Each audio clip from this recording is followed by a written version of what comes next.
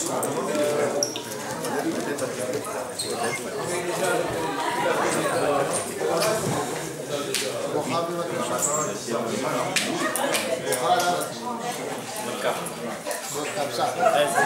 les mêmes lettres.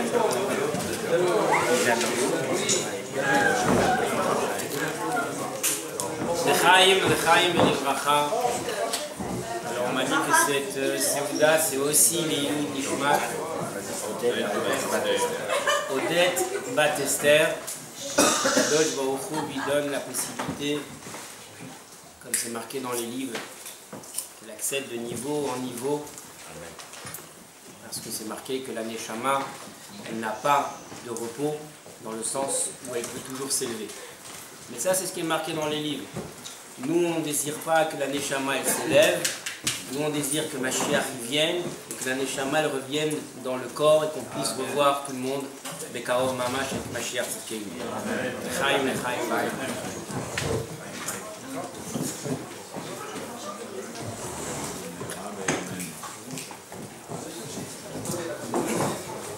On est réunis ce soir pour fêter ensemble le 12 et le 13 Tammuz. Le 12, jeudi, et dans quelques minutes, lorsque la nuit va tomber, on sera déjà le 13. Donc on va fêter 2 jours de fête. On est obligé de commencer par expliquer pourquoi c'est d'abord 2 jours de fête. Pourquoi c'est une date très importante dans le calendrier chassidique. Également pourquoi dans certaines coutumes, on va jusqu'à ne pas dire Tachanoun aujourd'hui et demain. On va jusqu'à également organiser de grandes fêtes et se souhaiter, comme les communautés ashkénazes le disent, un coup de Yom Tov, un bon Yom Tov, Chag Sameach. Pourquoi ce jour-là, dans le calendrier, est très important? On va voir ensemble qu'au-delà de l'événement, de ce qui s'est passé en 1927, sous le régime soviétique, prélude du régime communiste, sous l'emprise des agents du KGB, le rabbi Yosef Yitzhak, comme vous avez pu voir sur la vidéo, qui est le beau-père du rabbi actuel, donc le rabbi précédent. Rabbi Yosef Yitzhak Schneerson, le père de la femme du rabbi, la rabbinit Chaya Moshe. Il faut savoir que la famille Schneerson est un nom de famille qui a été constamment poursuivi en Russie, en Allemagne, en France. Ce nom-là, Schneerson, a toujours donné des boutons soviétiques aux communistes, aux nazis, et même aux Français. Ce nom-là, Schneerson, a toujours dérangé. À l'époque du rabbi précédent, alors l'idéologie communiste a commencé en disant « No God », pas de Dieu, pas de contrainte. On vit tous de l'agriculture, il n'y a pas de rang social, il n'y a pas un riche plus que l'autre. Bien sûr, ça c'était de la poudre aux yeux, puisqu'on voit aujourd'hui. Le communisme, aucune contrainte au-dessus de la tête de qui que ce soit. Et bien évidemment, vous imaginez lorsque quelqu'un dit on ne travaille pas Shabbat, le matin il faut mettre les tefilines, il y a un réseau, on ne peut pas y travailler parce que des enfants doivent étudier la Torah, il y a des jours de fête. Là tout de suite ça a donné des boutons aux responsables soviétiques de l'époque. Et ils ont mené une guerre terrible contre les Juifs parce que c'était eux qui étaient en avant. Imagine toute la Russie, elle travaille pas Shabbat. Et Rabbi Yosef Yitzhak, il a fait face contre tout le régime communiste, contre tous les soviétiques. Il a dit, il est hors de question. Là où il y a un juif, il faut qu'on envoie un shochet, il faut qu'on envoie un moël, il faut qu'on envoie un professeur pour enseigner la Torah, pour que la Torah ne soit pas perdue. Souvenez-vous que quelques décennies auparavant, son ancêtre, Rabbi Shneur Zalman, on appelait aussi l'Admour Hazaken, l'auteur du Tanya, le fondateur du chassidisme Chabad, a eu le même problème. Il avait en face les dirigeants russes. Il avait en face Napoléon. Napoléon proposait à la communauté juive une liberté d'expression et de pratique, ce que les Russes ne feraient pas. Et Rabbi Shneur Zalman, il a dit non, c'est un piège ce que Napoléon veut nous faire. Je préfère la franchise des Russes et aller en face contre les Russes que de rentrer dans le vice de Napoléon. Et il a transmis ça à chacun de ses successeurs. Jusqu'à Rabbi Yosef Yitzhak. Rabbi Yosef Yitzhak, il a dit non, il faut envoyer des shochatim, il faut envoyer des moalim, il faut envoyer des professeurs. Et les Russes, et ce qui est malheureux, c'est que malheureusement des Juifs sont tombés dans le piège et sont devenus des espions pour le KGB, sont devenus des espions pour le régime russe. Et 9 sur 10, ils ont dénoncé des Juifs, nos propres frères.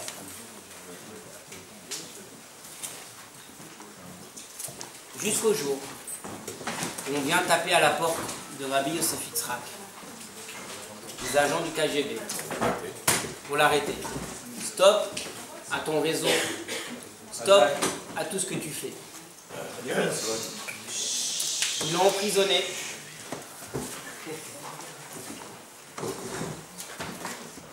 Jusqu'au 3 Tammuz. Au 3 Tammuz, on lui a annoncé qu'il devait changer de prison. Et 9 jours plus tard, le 12 Tammuz, on lui annonce solennellement qu'il est libéré de prison, que toutes les accusations, elles sont néantes. Il ne sera libéré que le lendemain, le 13 Tammuz, car c'était un jour férié, car c'était un jour férié pour les Russes à cette époque, le 12 Tammuz, et il sera libéré le lendemain, le 13 Tammuz. Un an après sa libération, le rabbi précédent écrit une lettre.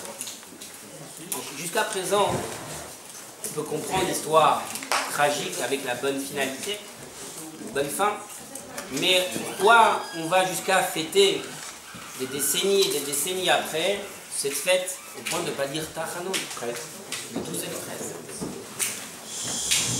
Un an après sa libération, le rabbi précédent il écrit une lettre. Il envoie cette lettre qui est une véritable bombe atomique. Et de cette lettre, on va comprendre pourquoi c'est un jour exceptionnel. Pourquoi c'est 2 jours exceptionnels. Il dit dans cette lettre, juste avant de vous lire la lettre, vous dire ce qu'est le contenu de cette lettre, il faut savoir que lorsqu'il était dans le quai qu'il amenait, il avait un pied sur le wagon et un pied sur le quai, lorsqu'ils l'ont emmené en prison, la première fois, il a adressé des mots à toute la communauté, tous les chassidim qui sont venus lui parler. Alors regardez dans quel état d'esprit il est le Rabbi Yosef Yitzhak. Il est emprisonné pour avoir mis un réseau de Torah et de mitzvot. Il est dans le train et il s'adresse à ses chassidim, à ses élèves, et il dit comme ça. Et il sait pertinemment qu'il y a des membres du KGB parmi ces soi-disant chassidim qui sont cachés, déguisés. Et il leur dit comme ça, n'ayez crainte. Ce n'est pas parce qu'on a propagé la Torah qu'on a été emprisonné. C'est justement parce qu'on n'a pas assez propagé la Torah qu'on a été emprisonné. Par nos fautes. N'ayez crainte. Jamais ne baisser la tête. Jamais lâcher. Comme Mordechai au moment d'Esther. Où Mordechai lo yichav lo yishtachave. Mordechai ne s'est jamais prosterné devant Haman. La fierté du juif, elle n'a jamais été bafouée. jusqu'au péril de sa vie. Et Rabbi Yosef Yitzhak s'adresse au chassidim, il dit n'ayez crainte. C'est que le corps qui est emprisonné. La neshama, l'esprit, ne peut être jamais en prison. Continuez à propager la Torah. Regardez, il n'a pas peur. Il est emprisonné parce qu'il propage la Torah et il les exhorte en disant continuez à propager la Torah. Continuez à faire Torah et mitzvot. N'ayez crainte. C'est dans les mains d'Akadosh Baruch Hu. La fierté du peuple juif. Avant de vous dire le contenu de la lettre que le rabbi a écrite l'année suivante, vous raconter une histoire qui montre qu'est-ce que ça veut dire être ferme dans son judaïsme et qu'est-ce que ça veut dire d'être fier d'être un juif.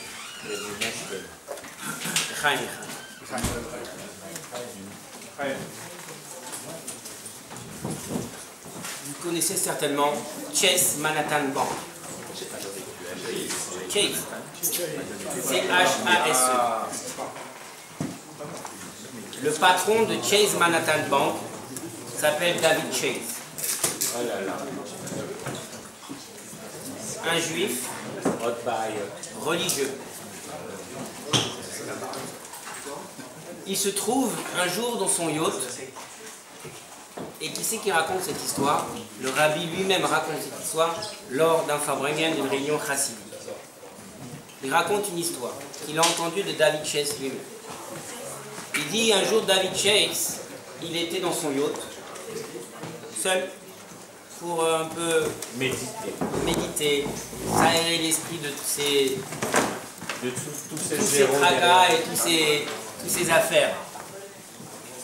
Et le commandant, capitaine du bateau, un non-juif. David Chase sort de sa cabine, va voir le capitaine, il lui demande de quel côté se trouve l'Est.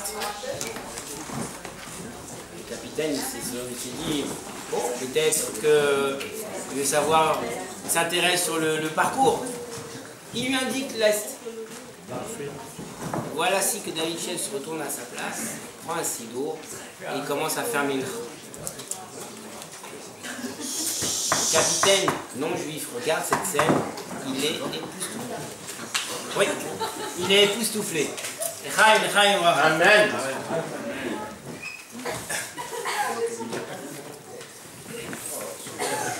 Après qu'il ait fini la prière, la mincha, le capitaine va s'adresser à son patron, David Chase, et lui dit « J'ai une question très curieuse, excusez-moi.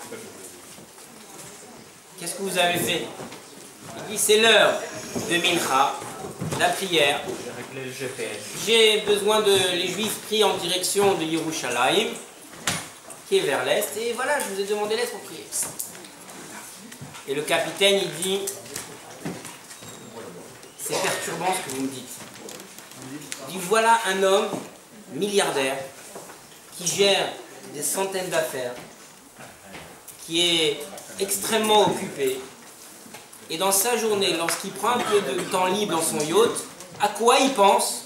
Pas de regarder ses mails ou son compte, il pense, ou la bourse.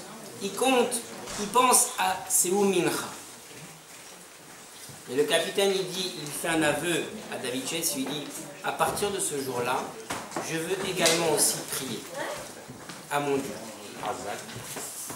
Le rabbi raconte cette histoire, il dit, regardez, qu'est-ce que c'est la fierté d'un juif? La fermeté du judaïsme. Lorsqu'on est ferme dans son judaïsme, pas extrémiste, ferme, entier, sincère. Mon judaïsme, c'est mon judaïsme. Rien ne doit l'ébranler. Sincère. À ce moment-là, ni on est critiqué, ni on est embêté. Et en plus de ça, on est admiré et on agit également sur les autres nations. On est un exemple vivant.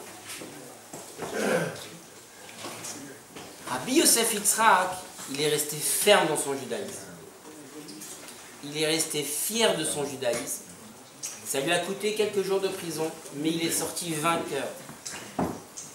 Et dans cette fameuse lettre qu'il a écrite, il a dit, il a adressé aux Juifs au monde entier, à qui pouvait la lire cette lettre, jusqu'à aujourd'hui.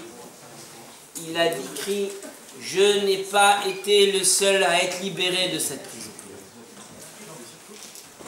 Tous ceux qui étudient la Torah ont été libérés. Tous ceux qui pratiquent les mitzvot ont été libérés. Même ceux qui ont simplement le titre de juif ont été libérés. Et là, on a compris l'impact de cette libération.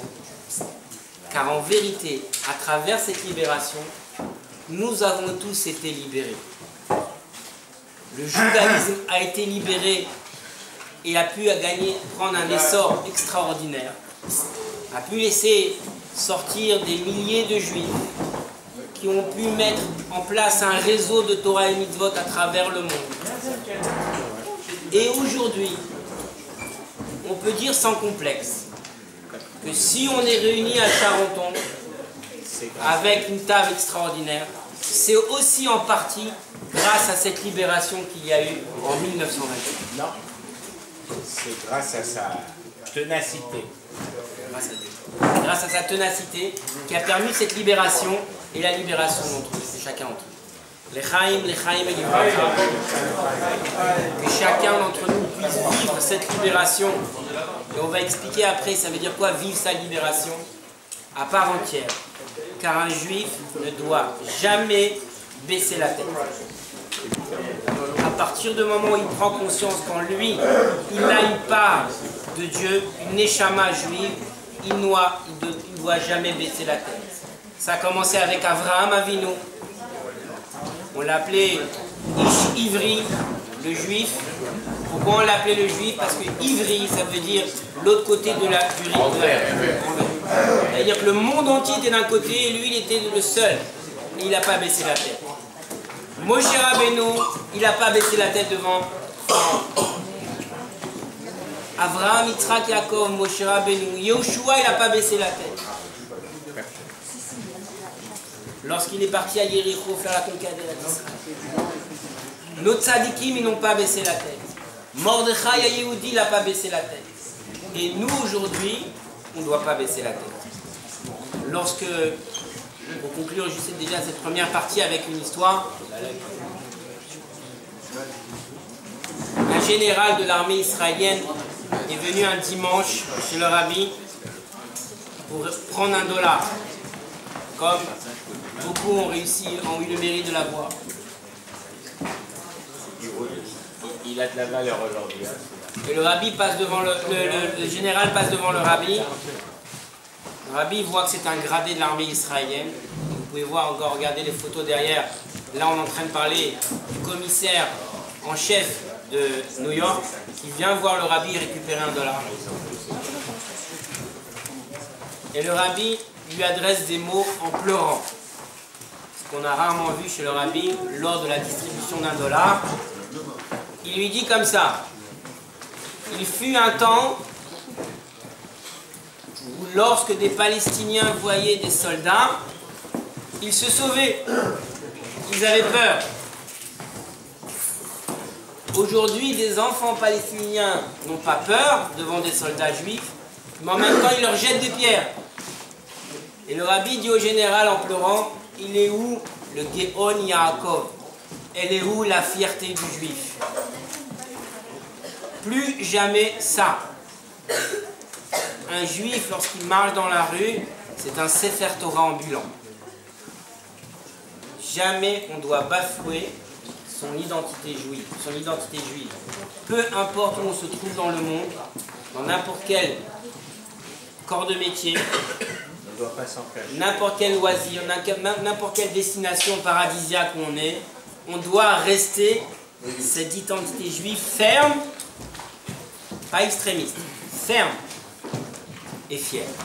Chaim, Chaim.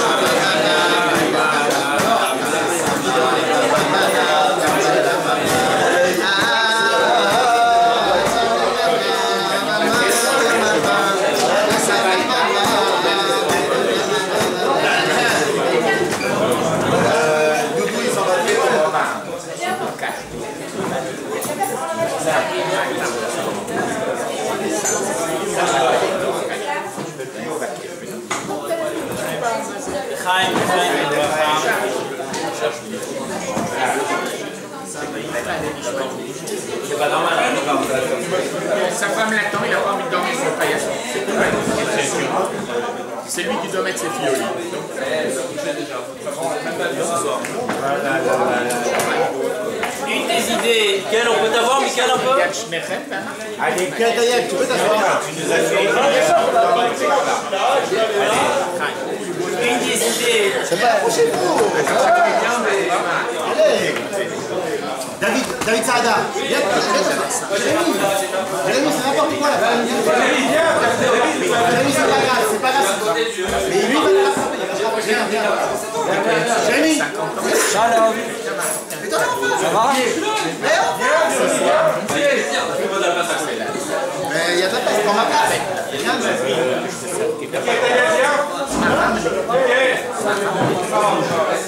Moshe.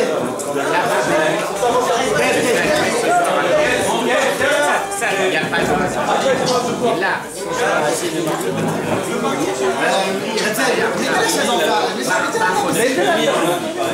Amenez la table là.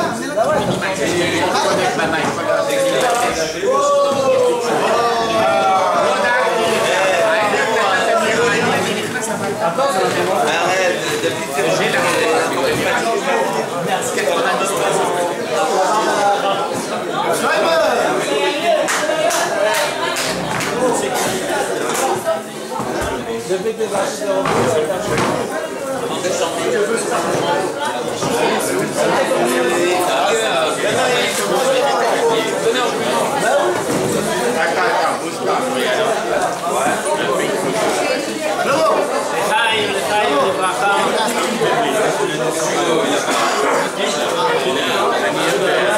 Puisque une des idées de Yudbet Tammuz, c'est de sortir de son domicile personnel, puisque une des idées de Yudbet Tammuz, c'est de sortir de sa galoute personnelle, c'est que dans un premier temps, il faut que chacun d'entre nous remplisse son verre et dise l'Echaïm. Parce que dans le ciel, les portes, elles sont ouvertes et c'est le moment de demander toutes les brachot nécessaires. Il faut d'abord remplir son verre. Pas de coca. Non.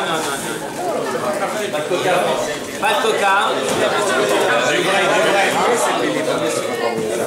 Monsieur, remplissez vos verres. Pas de coca avec un peu de chaïm.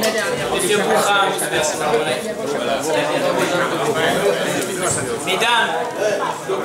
Mesdames, les portes du ciel elles sont ouvertes ce soir. C'est jeudi soir. C'est Gimel Tammuz. C'est le moment de demander tout ce que votre cœur désire. Les portes du ciel elles sont ouvertes. Messieurs, je veux dire les Chaïm. Shalom. Sortez de sa gueule personnelle. Les Chaïm. Moi, je suis ça va ou comment? Là ouais. De toi. C'est bon.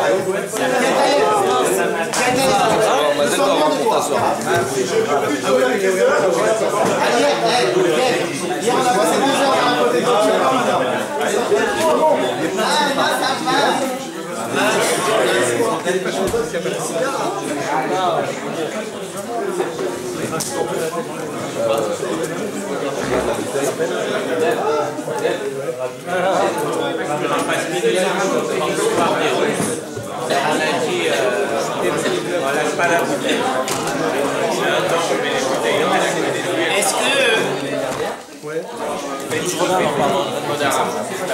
Est-ce que dans la lettre que le rabbi précédent il a envoyée, il y a une phrase qui vous a interpellé?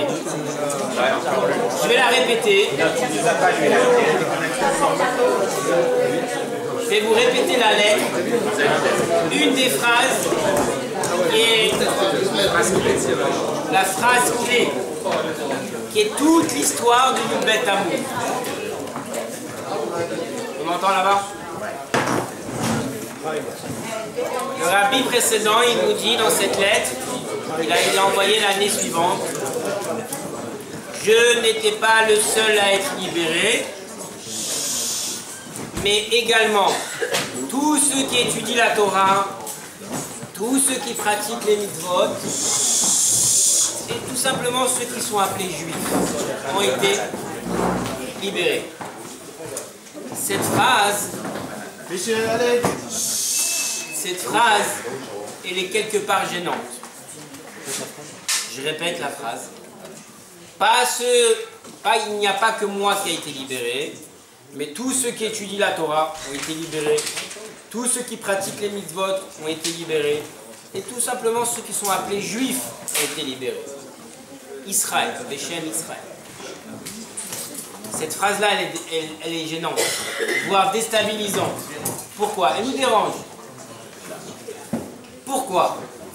D'abord, pourquoi le rabbi précédent il dissocie ceux qui étudient la Torah ont été libérés et ceux qui font les mitzvot ont été libérés, comme si il y a des gens qui étudient la Torah et ne font pas les mitzvot. Le rabbin du Japon, alors on ramène, hein?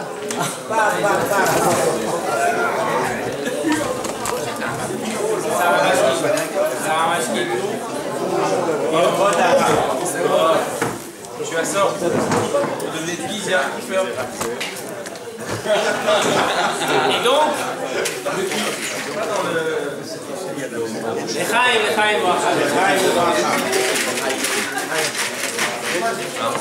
et donc le rabbi précédent nous dit, ceux qui ont étudié la Torah, ils ont été libérés, ceux qui ont fait les mitzvot ont été libérés. Pourquoi le rabbi précédent dissocie ceux qui font la Torah et ceux qui font les mitzvot? A priori, ça va de pair. Étudier la Torah, ça va aussi avec ceux qui font les mitzvot. Pourquoi le rabbi dissocie deux catégories de juifs? Attention, ceux qui ont étudié la Torah, qui étudient la Torah, ont été libérés. Ceux qui font les mitzvot ont également été libérés. Et tout simplement, ceux qui appelaient un juif, il a été libéré.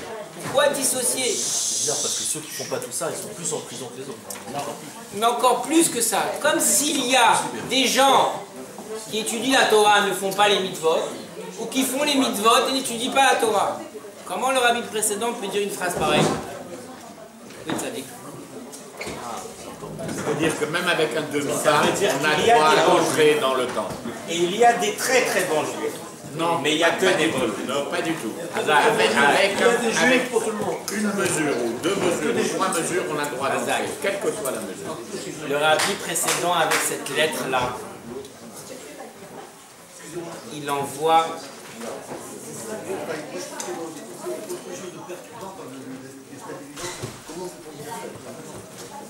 exactement.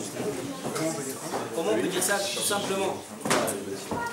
Le rabbi précédent ici, le rabbi de Safitzrak, il envoie ici un message très fort à tous les juifs, n'importe quel niveau.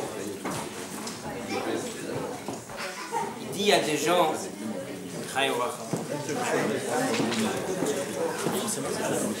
il y a des gens qui étudient la Torah, des bons juifs, s'assoient, ils étudient la Torah. Mais de temps en temps, dans leur vie au quotidien, ils sont limités.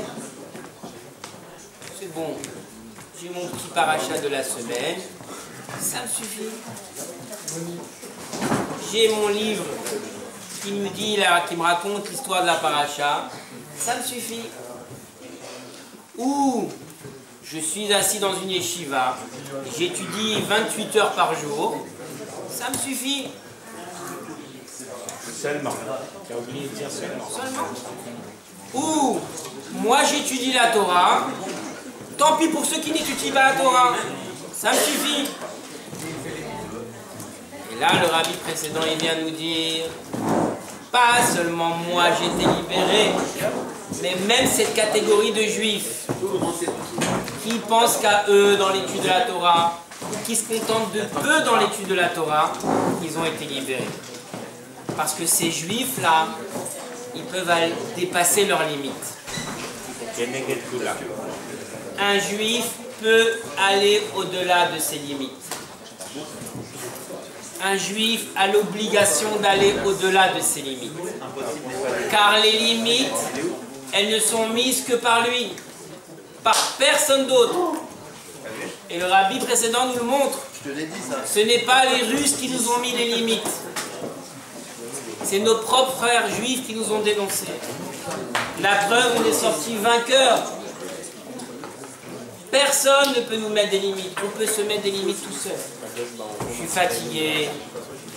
C'est bon, j'ai étudié. Mon rabbin, il m'a assez pris la tête avec ses enseignements, ses drachot. Ça suffit. Et le rabbi précédent, il me dit, pas seulement moi, j'ai été libéré de prison, mais même chaque juif qui est dans cette exil personnelle de l'étude de la Torah, il a été libéré de prison et il peut sortir de ses limites.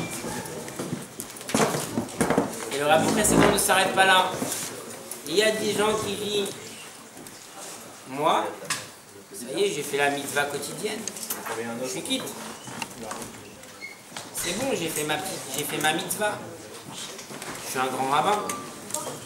Ça y est, j'ai fait ma mitzvah, je suis quitte au moins pour 24 heures. Ou j'ai fait ma mitzvah, c'est bon, je suis quitte pour 1 an. Me demandez plus? Ah non. Après, on va me traiter de religieux. Après, on va me donner une étiquette. Surtout pas. Je suis trop exposé. Quelqu'un de honorable. Me traiter de religieux ou de fanatique ou d'extrémiste impérialiste colonialiste, c'est trop. Non. Une mitzvah comme ça, de temps en temps au sein de la communauté, c'est bon. Mais au-delà, non, j'ai mes frères, mes sœurs, mes oncles, mes tantes. Ils risquent de me traiter trop de religieux. Ah, ça veut dire qu'il veut laisser un peu de mitzvot pour les autres. Et le rabbi précédent, il vient, il nous dit, pas seulement moi j'ai été libéré, mais même les juifs qui font les mitzvot, ils ont été libérés parce qu'ils peuvent aller au-delà de leurs limites. Une mitzvah, goreret mitzvah, une mitzvah engendre une autre mitzvah, et une mitzvah engendre une autre mitzvah. Parce qu'un juif, ils veulent pas, il est attaché à Dieu. Regardez cette histoire magnifique, et je vais vous faire un aveu. Je vais vous faire un aveu que lorsque j'ai entendu cette histoire, j'ai une larme qui a versé. J'ai été touché par cette histoire. Et je la partage avec vous. Le rabbi écrit une lettre, le rabbi actuel écrit une lettre à un juif. Il lui dit comme ça: je suis très étonné de ta décision. Écoutez cette histoire, parce qu'elle nous concerne tous. Je suis très étonné de ta décision. Cette lettre est imprimée, chacun peut la voir, la consulter. Je suis très étonné de ta décision. On est pendant le mois de Hadar. Le rabbi dit, j'aimerais que tu passes les fêtes, les 3 fêtes, Pessah, Shavuot, Sukkot, avec nous. Et j'aimerais que tu sois présent à mon anniversaire, le 11 Nissan. Et j'aimerais que pendant cette période où tu passes les 3 fêtes avec nous, tu étudies la Torah afin que ça agisse sur toi et sur ton entourage. Quand vous lisez cette lettre, qu'est-ce que vous comprenez? Rabbi essaye de, entre guillemets, chauffer un juif pour qu'il reste dans la communauté de Crown Heights, Brooklyn, avec le rabbi. Simple la lettre. Mais lorsque vous voyez l'histoire qui est derrière cette lettre, là elle déstabilise. On a un juif ici religieux qui habite Crown Heights, issu d'une communauté, d'une famille chassidique. Pitom un beau jour, sa tête elle tourne, il décide de se convertir au christianisme. Il ne ressent plus d'attache au judaïsme, il veut se convertir au christianisme. Elle est où l'affaire? Ce juif-là marche dans les rues de Crown Heights. La communauté de Crown Heights est au courant de cette histoire, décide de le boycotter, décide de le rejeter. Ils disent, d'une manière légitime, ce juif-là qui décide de se convertir au christianisme risque d'avoir une mauvaise influence sur nos enfants. Avec lui, peut-être d'autres personnes vont le suivre. Et un beau jour, ce juif-là décide d'écrire une lettre au rabbi. Il dit, J'aime le peuple juif. J'aime ma communauté. Mais je souffre trop. On me rejette. On ne m'aime pas. J'ai décidé de quitter Cranach. Qu'est-ce que le rabbi lui répond? Je suis très étonné de votre réponse, de votre question. J'aimerais que vous restiez les 3 fêtes avec moi, Pessah, Shavuot, Sukkot. J'aimerais que vous assistiez à mon anniversaire. Je voudrais que vous étudiez la Torah pendant cette période, afin que cette étude agisse sur vous et sur votre entourage. Ça s'appelle la Havat Israël, l'amour du peuple juif. Le rabbi voit un juif ici qui décide de se convertir au christianisme. Au lieu de le rejeter, au lieu de dire peut-être il va mal agir, il va influencer en mal notre communauté, le rabbi dit mais où tu vas? Je veux que tu restes avec moi. Reste à mes côtés. Assiste à mon anniversaire. Continue à étudier la Torah. Et pas seulement que tu vas étudier la Torah pour que ça agisse sur toi, mais tu auras une influence sur les autres. Ça, c'est Yud Bet Tammuz. Le rabbi précédent, il dit, pas seulement qui étudient qui font les mitzvot, pas seulement moi qui ai été libéré, mais même ceux qui font les mitzvot. Et pas seulement un juif, qu'il a que le titre de juif. Lui aussi, il a été libéré, Yud Bet Tammuz. Chacun d'entre nous a été libéré Yud Bet Tammuz. Parce que malheureusement, des fois, on tombe dans ce piège de dire attention, moi je suis juif, ok, mais ça s'arrête là. Vous connaissez ce que Kissinger il a écrit à Golda Meir? Quand Kissinger il a été invité par Golda Meir en Israël, Henry Kissinger c'est un des politiciens, secrétaire d'État aux États-Unis, sous le régime, sous Nixon. Le diplomate des diplomates. Diplomate juif. Des diplomates. Watergate et tout le reste. Golda Meir, Premier ministre israélien, invite Henry Kissinger en Israël. Henry Kissinger, il prévient Golda Meir, il lui dit attention, Golda, je suis d'abord citoyen américain, ensuite juif. Golda Meir lui répond, chez nous les juifs on lit d'abord de droite vers la gauche.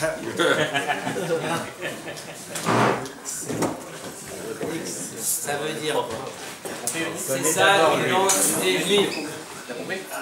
Tu peux être citoyen américain, tu peux être Abramovitch, tu peux être qui tu veux. Mais tu es déjà, avant tout, tu es un yid, tu es un juif. Et le rabbi précédent, il dit pas seulement ceux qui ont juste le titre de juif, eux aussi ils ont été libérés. Un juif, il est tout simplement juif parce qu'il a une identité juive. Tout le monde a été libéré de ce moment-là, de Yud Bet Tammuz. Chacun il peut sortir de ses propres limites ce soir. Chacun il peut prendre la décision de dire allez, let's go. Je vais passer une étape dans ma vie. Je vais casser une barrière qui m'empêche d'avancer. Ok, on ne demande pas à chacun d'entre nous d'être un grand rabbin. On ne demande pas de ça. Mais un rabbin moyen, ça suffit. Même pas. Même pas. Même pas. On demande simplement aujourd'hui 12 ou 13 Tammuz dans quelques minutes que chacun d'entre nous casse sa propre barrière qui nous empêche de faire un pas supplémentaire. Attention, ne cherchez pas à gravir des montagnes. Ne cherchez pas à déraciner des montagnes. C'est pas ce qu'on demande de nous. Ce qu'on demande de nous, c'est un pas supplémentaire. Chacun d'entre nous sait ce qu'il peut faire en plus dans sa vie. Chacun. Et le rabbi nous dit, les efforts ou l'effort qu'on prendra le jour du 12 et 13 Tammuz sera une source et une abondance de bénédiction pour nous, notre famille, nos enfants et toute la communauté.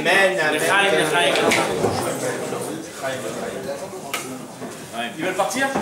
Hein? Didier, Didier, assieds-toi. Didier, Il faut sortir de ses limites. tes limites, c'est sa fin de ses limites.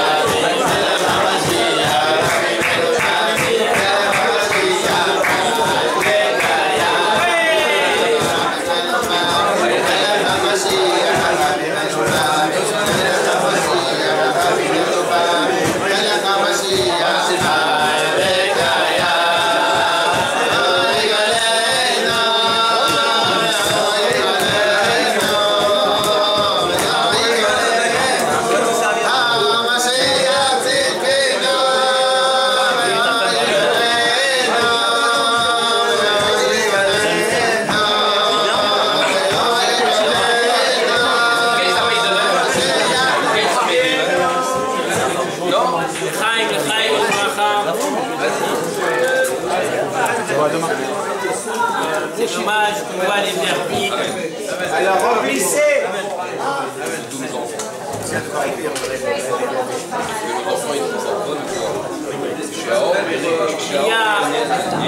y a de l'abondance. Il y a de l'abondance sur la table. Il faut qu'il y ait une abondance de brachot. Amen. Dire le chaim. Non, pas dire. On peut dire, voir, la dire. Chaim,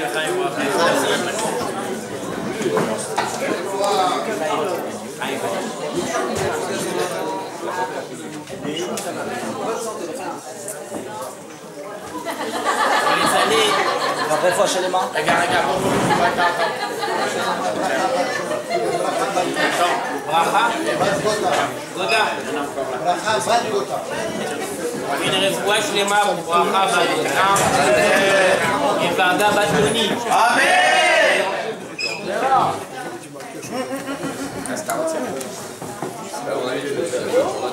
Dans les années.